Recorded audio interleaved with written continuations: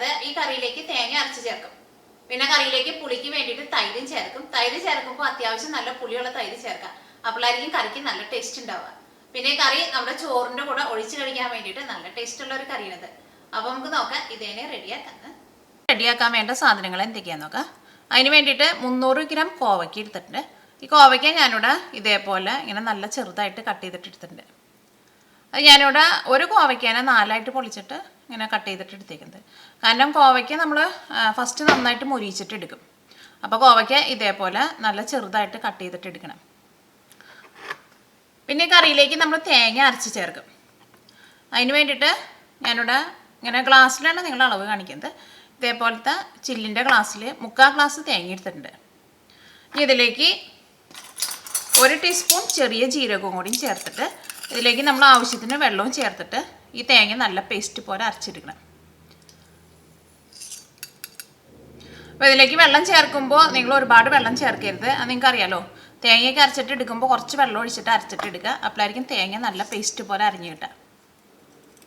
പിന്നെ ഈ തേങ്ങയിലേക്ക് നമ്മൾ ചേർക്കണ വെള്ളം ഇപ്പം നല്ല തണുത്ത വെള്ളമാണെന്ന് വെച്ചിട്ടുണ്ടെങ്കിൽ വെള്ളം ചെറുതായിട്ടൊന്ന് ചൂടാക്കിയിട്ട് ചേർക്കുക. കാരണം നല്ല തണുത്ത വെള്ളത്തിൽ തേങ്ങ അരച്ചെടുത്തിട്ടുണ്ടെങ്കിൽ തേങ്ങ ശരിക്കും അരഞ്ഞു കിട്ടില്ല. ഈ കറിയിലേക്ക് മസാല ഉണ്ടാക്കാൻ വേണ്ട സാധനങ്ങൾ എന്തൊക്കെയാണെന്ന് നോക്കാം. അതിന് വേണ്ടിയിട്ട് ഒരു മീഡിയം സവോള ഇതേപോലെ ഇങ്ങനെ നല്ല കനം കുറച്ചിട്ട് ഇങ്ങനെ സ്ലൈസ് ചെയ്തെടുത്തിട്ട് ഇതേപോലത്തെ ഒരു വലിയ കഷ്ണം ഇഞ്ചി എടുത്തിട്ടുണ്ട്. ഇഞ്ചി ഒന്ന് ചതച്ചിട്ട് വേണം ചേർക്കാൻ വേണ്ടിയിട്ട്. പിന്നെ പച്ചമുളക് ഞാനിവിടെ ഇതേപോലത്തെ ചെറിയ ടൈപ്പ് 8 പച്ചമുളക് എടുത്തിട്ടുണ്ട്. അല്ലെങ്കിൽ പച്ചമുളക് നിങ്ങളുടെ എരിവിനനുസരിച്ചിട്ട് ചേർക്കാം. ഈ കറിയിലേക്ക് നമ്മൾ മസാലപ്പൊടികളായിട്ട് മല്ലിപ്പൊടിയും ചേർക്കണില്ല, മഞ്ഞൾപ്പൊടിയും ചേർക്കണില്ല, മുളകിൻ്റെ പൊടിയും ചേർക്കണില്ല. കാരണം ഈ കറിയുടെ കളർ ഒരു വെള്ള കളറായിട്ടാണ് ഇരിക്കുക. അപ്പോൾ മുളക് പൊടി ചേർക്കണില്ല. അപ്പോൾ അതനുസരിച്ചിട്ട് പച്ചമുളക് ചേർക്കണം. പിന്നെ കറിവേപ്പിലയും വേണം. പിന്നെ കറിയിലേക്ക് മെയിനായിട്ട് വേണ്ടത് അത്യാവശ്യം നല്ല പുളിയുള്ള തൈരാണ് വേണ്ടത്. അപ്പോൾ ഞാനിവിടെ ഇതേപോലത്തെ ഇങ്ങനെ ഒരു ഗ്ലാസ്സിൽ 3/4 ഗ്ലാസ് തൈര് എടുത്തിട്ടുണ്ട്. അല്ലെങ്കിൽ തൈര് ചേർക്കുന്നതിന് അതിനെ കറക്റ്റായിട്ടൊരു അളവില്ല. നമ്മുടെ കറിയുടെ ടേസ്റ്റിനനുസരിച്ചിട്ട് നമ്മൾ ചേർത്ത് കൊടുക്കണം. പക്ഷെ തൈര് എടുക്കുമ്പോൾ നല്ല പുളിയുള്ള തൈര് തന്നെ എടുക്കണം. ഇപ്പോൾ നമ്മൾ കടയിൽ നിന്ന് വാങ്ങണ യോഗട്ടായിരുന്നാലും കുഴപ്പമില്ല. പക്ഷേ യോഗട്ട് നമ്മൾ സാധാരണ കടയിൽ നിന്ന് വാങ്ങുമ്പോൾ അതിനധികം പുളി ഉണ്ടാവില്ല. അപ്പോൾ തൈര് ഈ കടയിൽ നിന്ന് വാങ്ങണ യോഗട്ട് പുളിക്കാൻ വേണ്ടിയിട്ട് അത് നമ്മൾ കടയിൽ നിന്ന് വാങ്ങിച്ചു കൊടുത്തിട്ട് ഫ്രിഡ്ജിൽ വെക്കണ്ട, പുറത്ത് തന്നെ വയ്ക്കുക. അതിൻ്റെ സീല് പൊട്ടിച്ചിട്ട് ഒരു 3-4 ദിവസം പുറത്ത് വയ്ക്കാം. അപ്പോൾ നല്ല തണുപ്പുള്ള സ്ഥലത്തൊക്കെ ആണെങ്കിൽ ചെറുതായിട്ട് വാമായിട്ടുള്ള സ്ഥലത്ത് വയ്ക്കുക. എന്നാൽ മാത്രമേ തൈര് ശരിക്കും പുളിച്ചിട്ടുള്ളൂ. തൈര് ഇപ്പോൾ ഒരാഴ്ച വരെ പുറത്ത് വെച്ചിരുന്നാലും തൈര് കേടുവരില്ല. പിന്നെ കറിയിലേക്ക് താളിച്ച് ചേർക്കാൻ വേണ്ടിയിട്ട് 1/4 ടീസ്പൂൺ ഉലുവ വേണം, 1 ടീസ്പൂൺ കടുക് വേണം. പിന്നെ ഞാനിവിടെ സവോള നല്ല പൊടിയായിട്ട് കട്ട് ചെയ്തിട്ട് എടുത്തിട്ടുണ്ട്. ഈ സവോളയ്ക്ക് പകരം ചുവന്നുള്ളി ഉണ്ടെങ്കിൽ ചുവന്നുള്ളി എടുക്കുക. പിന്നെ കുറച്ച് കറിവേപ്പിലയും വേണം. അപ്പോൾ ഇത്രയ്ക്ക് സാധനങ്ങളാണ് ഇത് റെഡിയാക്കാൻ വേണ്ടിയിട്ട് വേണ്ടത്. അപ്പോൾ ഫസ്റ്റ് നമുക്ക് തേങ്ങ നല്ല പേസ്റ്റ് പോലെ ഒന്ന് അരച്ചെടുക്കാം. ഇത് റെഡിയാക്കാൻ വേണ്ടിയിട്ട് ഒരു പാൻ വെച്ചിട്ട് ചൂടാക്കാം. ഇതിലേക്ക് ആവശ്യത്തിന് ഓയിൽ ഒഴിക്കാം. നമുക്ക് ഇഷ്ടമുള്ള ഓയിൽ ചേർക്കാം. വെളിച്ചെണ്ണ ഉണ്ടെന്ന് വെച്ചിട്ടുണ്ടെങ്കിൽ വെളിച്ചെണ്ണയിൽ ചെയ്യുക. അപ്പോഴായിരിക്കും നമ്മുടെ നാടൻ കറിയുടെയൊക്കെ നല്ല ടേസ്റ്റ് കിട്ടുക. അപ്പോൾ ഓയിൽ നന്നായിട്ട് ചൂടായിട്ടുണ്ട്. ഇതിലേക്ക് കോവയ്ക്ക ചേർക്കാം.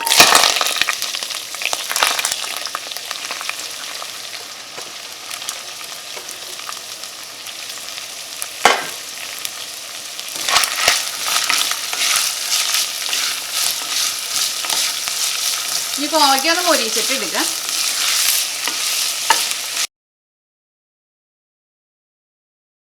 ഒന്നും കൂടി നന്നായിട്ടൊന്ന് മൊരിഞ്ഞ് വരണം. അതായിരിക്കും നമ്മുടെ കറിക്ക് നല്ല ടേസ്റ്റ് ഉണ്ടാവുക. ഇതിലേക്ക് ആവശ്യത്തിന് ഉപ്പ് ചേർത്ത് കൊടുക്കുക.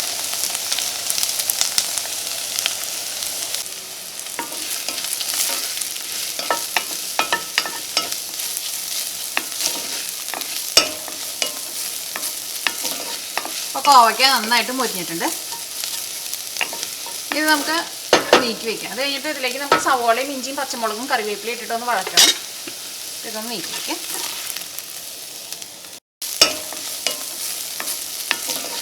അപ്പോൾ കോവയ്ക്ക നന്നായിട്ട് മൊരിഞ്ഞിട്ടുണ്ട്.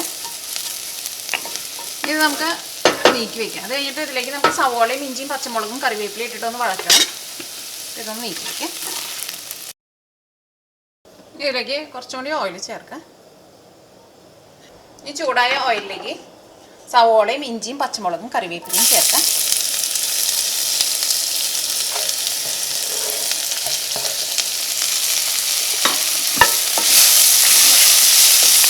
ഇതെല്ലാം കൂടിയിട്ടൊന്ന് വഴറ്റിയിട്ട് എടുക്കാം. ഈ സവോളയിൽ മുരിഞ്ഞ് നല്ലൊരു ഗോൾഡൻ കളർ ആവാൻ വേണ്ടിയിട്ട് നിൽക്കണ്ട. സവോളയ്ക്ക് ഒന്ന് സോഫ്റ്റായിട്ട് വന്നാൽ മതി.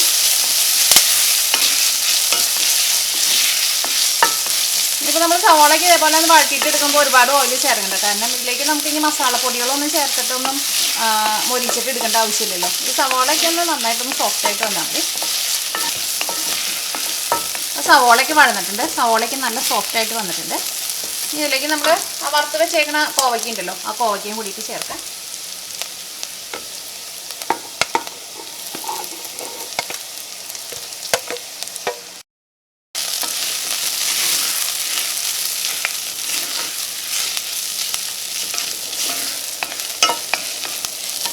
ഇതിലേക്ക് അരച്ച് വെച്ചേക്കുന്ന തേങ്ങ ചേർക്കാം.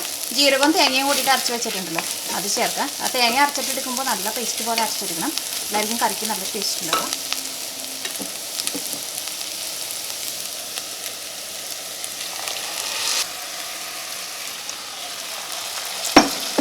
ഇത് നന്നായിട്ട് പൊട്ടിയിരിക്കും.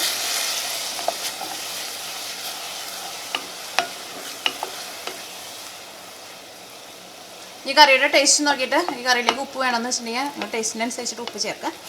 ഈ കറി നമുക്കൊന്ന് മൂടി വയ്ക്കാം. ഈ തേങ്ങ അരച്ച് ചേർത്ത് കഴിഞ്ഞിട്ട് ഒരു 5 മിനിറ്റ് കറി നന്നായിട്ട് തിളപ്പിക്കാം. അപ്പോൾ ആ തേങ്ങ ഒന്ന് വെന്ത് കിട്ടുമല്ലോ. അപ്പോൾ അതിന് വേണ്ടിയിട്ടൊന്ന് മൂടി വയ്ക്കാം. അത് കഴിഞ്ഞിട്ട് വേണം ഇതിലേക്ക് നമുക്ക് തൈര് ചേർക്കാൻ വേണ്ടിയിട്ട്.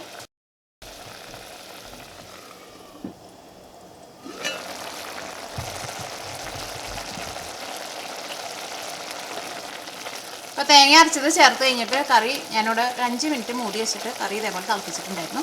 അപ്പോൾ തേങ്ങയും ഒന്ന് വെന്തിട്ടുണ്ട്.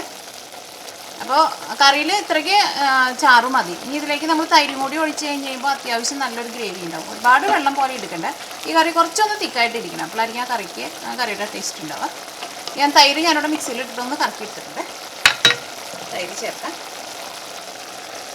ആ തൈര് ചേർക്കുന്നതിനാൽ കറക്റ്റായിട്ടൊരു അളവില്ല. നമ്മൾ ആദ്യം ഫസ്റ്റ് കുറച്ച് ചേർക്കാം. അത് കഴിഞ്ഞിട്ട് പിന്നെ ടേസ്റ്റ് നോക്കിയിട്ട് പിന്നെ അതനുസരിച്ച് ചേർക്കാം. തൈര് ചേർത്ത് പഠിക്കാൻ തീ ഓഫ് ചെയ്യുക. കാരണം തൈര് ചേർത്തിട്ടാണ് തിളപ്പിക്കാൻ വേണ്ടിയിട്ട് നിൽക്കേണ്ട. അപ്പോൾ കറി ഒന്നും കൂടിയാണ് വെള്ളം പോലെയാവും. അപ്പോൾ ഞാനിവിടെ തൈര് ചേർത്ത് പഠിക്കാൻ തീ ഓഫ് ചെയ്തിട്ടുണ്ട്. തൈര് അങ്ങനെ തിളയ്ക്കേണ്ട ആവശ്യമില്ല. അപ്പോൾ കറിയിൽ കുറച്ച് ഉപ്പ് കുറവുണ്ട്. ഞാൻ കറിയിലേക്ക് കുറച്ച് ഉപ്പ് ചേർക്കുന്നുണ്ട്. ഇപ്പോൾ കറിയിൽ ഉപ്പിൻ്റെ ടേസ്റ്റൊക്കെ നല്ല കറക്റ്റ് പാകമായിട്ട് വന്നിട്ടുണ്ട്. തൈരായിരുന്നാലും അത്യാവശ്യം നല്ല പുളിയുണ്ട് കറിക്ക്.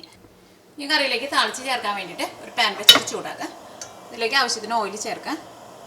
നിങ്ങൾ വെളിച്ചെണ്ണ ഉണ്ടെന്ന് വെച്ചിട്ടുണ്ടെങ്കിൽ വെളിച്ചെണ്ണയിൽ തന്നെ താളിച്ച് ചേർക്കാം. വെളിച്ചെണ്ണ നന്നായിട്ട് ചൂടായിട്ടുണ്ട്. ഇനി ഇതിലേക്ക് കടുക് ചേർക്കാം. അതിലേക്ക് 1 ടീസ്പൂൺ കടുകിന് ചേർത്തേക്കുന്നത്. അല്ലെങ്കിൽ നിങ്ങൾക്ക് ഇപ്പോൾ കടുക് അത്രയ്ക്ക് വേണ്ടാന്ന് വെച്ചിട്ടുണ്ടെങ്കിൽ കടുക് കുറച്ച് ചേർത്താലും. ഈ കടുക് ഒന്ന് പകുതി പൊട്ടി തീരുമ്പോൾ ഇതിലേക്ക് നമുക്ക് ഒരു 1/4 ടീസ്പൂൺ ഉലുവ ചേർക്കാം. ഇപ്പോൾ കടുക് ഒന്ന് പൊട്ടി തുടങ്ങിയിട്ടുണ്ട്. ഇതിലേക്ക് 1/4 ടീസ്പൂൺ ഉലുവ ചേർക്കാം. അപ്പോൾ ഉലുവ മുരിഞ്ഞ് നല്ലൊരു ഗോൾഡൻ കളറായിട്ടുണ്ട്. കടുകും പൊട്ടിയിട്ട് ഇതിലേക്ക് സവോള ചേർക്കാം. സവോളയ്ക്ക് പകരം നിങ്ങൾ ചുവന്നുള്ളി ഉണ്ടെന്ന് വെച്ചിട്ടുണ്ടെങ്കിൽ ചുവന്നുള്ളി ചേർക്കാം.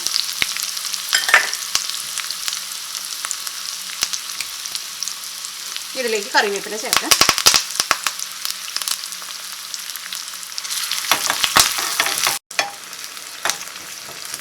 ഈ സവോള നന്നായിട്ടൊന്ന് മുരിയണം.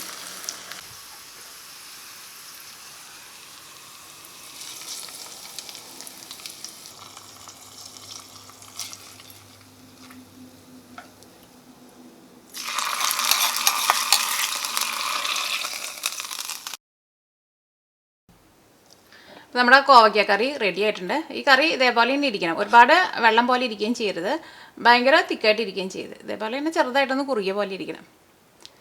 ഈ കറി നമ്മുടെ ചോറിലേക്ക് ഒഴിച്ച് കഴിക്കാൻ വേണ്ടിയിട്ട് നല്ല അടിപൊളി ടേസ്റ്റുള്ളൊരു കറിയാണിത്. ഈ കറി ഒരു സർവിങ് പ്ലേറ്റിലേക്ക് പകർത്താം.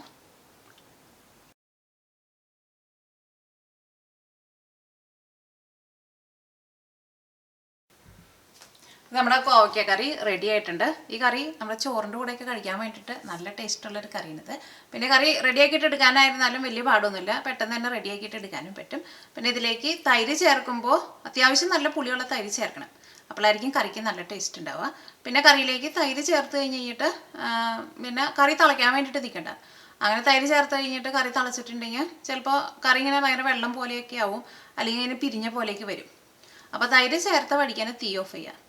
അപ്പോൾ നിങ്ങളെല്ലാവരും ട്രൈ ചെയ്ത് നോക്കുക. നിങ്ങൾക്ക് എല്ലാവർക്കും നല്ല ഇഷ്ടമാവും ഇത്.